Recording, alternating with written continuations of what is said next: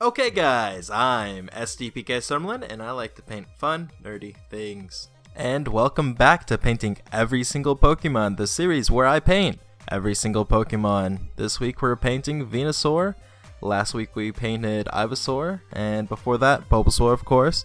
We're doing the full little trilogy right here today. We're finishing off the first starter evolution, so let's jump right into it guys. And so, to start things off, how about a couple Pokefacts, some deep, juicy lore to know a bit more about Venusaur. First things first, Venusaur is the third Pokemon in the Pokédex. He looks like a giant Pac-Man frog, honestly, to me. He's got the little warts on his legs and everything. He's got the 3 toes. And he's a grass and poison Pokemon. He's weak to fire, psychic, flying, and ice. That's kind of bad in my opinion, but you know, it's whatever. And he is 6'7". He weighs 220 pounds with an extra half pound on the side, like that matters I guess. With the ability Overgrow, and I know Pokemon have secret abilities too, but it's not showing me on the Pokedex. And the category is the Seed Pokemon. I guess it keeps that from being Bulbasaur. Its plant blooms when it's absorbing solar energy. It stays on the move to seek sunlight. And its other entry says, a bewitching aroma wafts from its flower. The fragrance becalms those engaged in a battle. So it seems like Venusaur is a pretty chill dude, and I like that. I can vibe with this guy. I like Venusaur. He's super chill and everything. However, if you watch Pokemon Season 1, Episode 48, you kind of see that Venusaur isn't a super chill guy, because he forces Bulbasaurs to evolve into Ivysaur. In this little festival they have, it's like a ritual for evolving Bulbasaurs into Ivysaurs, and I assume later on Ivysaurs into Venusaurs. But that's also kind of what this painting is based off of lightly. It's kind of inspired by it. I think it's kind of like a prelude into their evolution festival and ritual, whatever you want to call it, where in the first painting I did, you can see Bulbasaur kind of gathering around and waking up. In the second painting you see Venusaur's trying to guide everybody to the next painting, and then this painting we're doing right here, I wanted to try and have like Venusaur in like a evolutionary like kind of puddle, it's all shiny and everything, but also kind of inspired by swamps and how they have this kind of layer of oil or acid on them.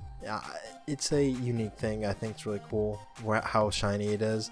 I'm not sure how the final effect kind of came off. I wish I had a way to do it better, but I feel like if I had some kind of resin I could have made it really shiny. Anyways, I'll look into that at some point later on, but I'm happy with how this painting turned out later. You can see that afterwards in the glamour and money shots. But that's what this painting is based off of lightly. So in this one I feel like you can see Bulbasaur stanced around Venusaur, and they're getting ready for this festival which takes place at nighttime.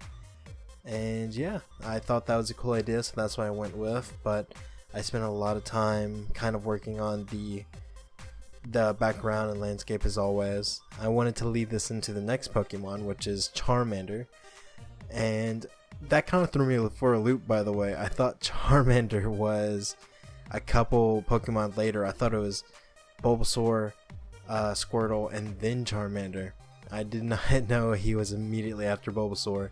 So I had to think of something on the fly. I was like, I kind of got these mountains and cliffs in the background, so I'm just going to carry on with those.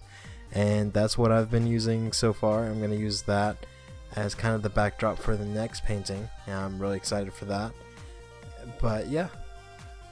So something I've noticed by doing these paintings weekly as well is I'm so surprised by the improvements I feel like I'm getting just by doing weekly paintings. And I don't want to say I'm forcing myself to do it.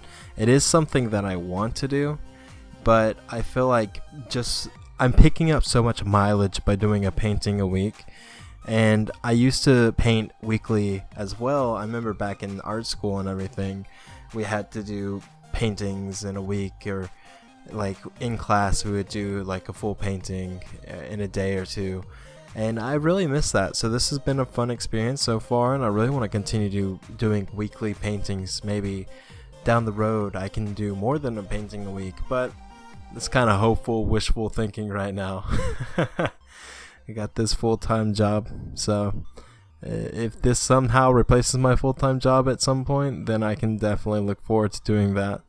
But I think I see this whole project of painting every Pokemon as a nice project to continue painting, and also like seeing my improvements on video. Really, well, that's like the whole YouTube experiment for me, is seeing my progress and how I evolve, much like a Pokemon, in my artistic like career, you know what I mean? Seeing how I change and everything like that, how my paintings change and my technique and everything. So it's cool to see that in video form, I think. And just looking back, seeing my first Pokemon video in comparison to this one, I'm seeing a lot of like different things, and how I would have changed something in comparison to this one. So that's also been like a difficulty in blending the paintings together, and I really want these paintings to all connect up, but I'm finding this difficulty where I'll start one of these paintings and I'll make sure that the painting is connected to the other one just based off of like where the things are, but I'll change the colors or a little bit on where a tree is, and I'll see that painting fits nicely together with itself, but it doesn't necessarily connect with the last painting. But I like the painting I'm working on currently more than the one I did before. So I don't know if I'm gonna go back and color correct all of these old ones, just because like I think they just look nice on their own.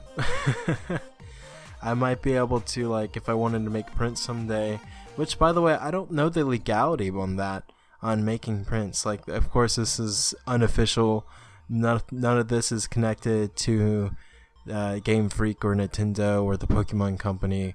This is just fun little fan art. But what's the legality behind like fan art prints? Like, is it legal to even sell those?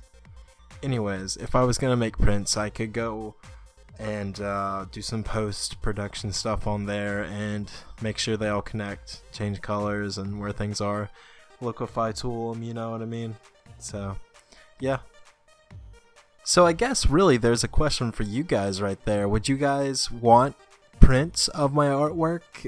If so, what kind of prints? What Pokemon or what character? Or do you want like my original stuff? I plan to do original stuff eventually. The next painting I'm going to do is a commission for somebody. It's a portrait, and I'm not sure if I'm going to record it or not, just because I don't know how comfortable I feel on recording like commissions. I've recorded a commission so far, but that was, for a personal friend, and he saw it and everything, so like, it was a fun little thing to do. But this commission is like, it's just for a coworker, so I don't know if I should record that or not. What's your input on that? Let me know. Is it okay to record other people's commissions?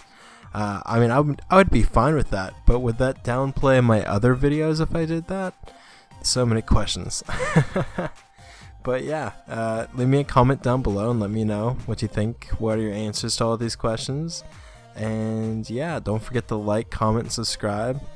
I love you guys, and yeah. So the progress of me painting this video and everything is almost over. I just got a couple trees to finish painting, and just like recording this commentary and watching everything back is so much fun. But I realize I have such a problem with commentating.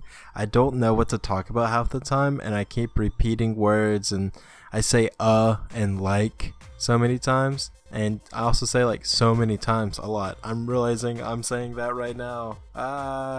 But yeah, I'm cut so many likes and just dead air off this, and I'm keeping some of it in just because I find it's goofy. I like listening to it because I'm like, that's me, that's how I talk. So I think that's funny.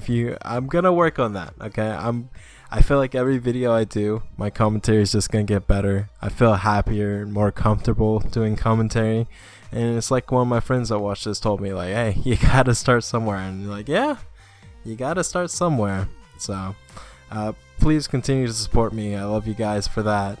Liking, subscribing, all that really helps my my motivation, I suppose. And yeah, next video, it might be that commission. If not, it probably still won't be another Pokemon. I have another idea I want to do before I do another Pokemon video. So yeah, look forward to that. And I'm gonna leave you guys here. We got the glamour and money shots coming on up. And yeah, I love you guys. See you later. Bye bye. Peace out.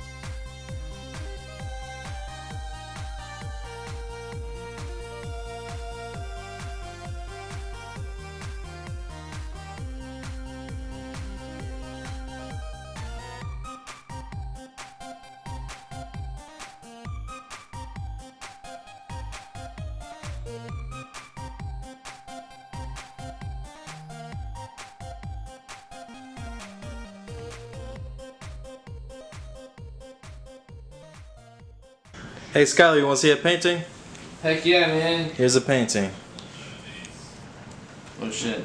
Sorry, I got a miniature rose today from... That's Mark. funny. I painted a picture of a Pokemon with a flower on him. Oh, dude, how similar. Except the flower is white, and Venusaur's flower is polka dots. Yeah. Yeah. What do you think? I like how fucking swole he is. He's a big boy. He's a big boy. Look at this stone dude back in the waterfall, bro. He's chilling. This is your best one yet. Did you tell him that there's gold flake in this painting? I haven't actually put it in because I was too lazy. Where am I gonna put it? Like honestly. In the treetops, like where you have these high yellows, just put like a little bit of gold flake.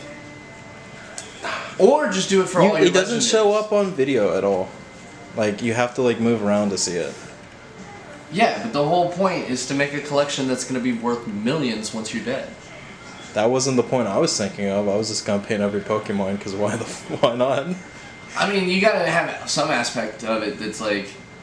When I'm dead and gone, one painting way more important than the others. That makes you want to collect the rest of the collection. I mean, think about this from a marketing standpoint.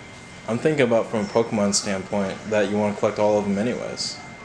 True. And each of them are one of a Do kind. you have a favorite Pokemon? It's either Bulbasaur or Mudkip. It's Mudkip. Yeah. Mine's Pikachu. Pikachu? Yeah. I like Pikachu too. Noivern is my favorite. Who? Noivern. I don't know what that is. Big bat dragon. He's a dragon. I stopped Hey, paying Siri. attention after Diamond and Pearl. So I'm in for a surprise with like every Pokemon after that. Yeah. I really like this painting though. Okay. Thank you. I'm sorry we went off topic.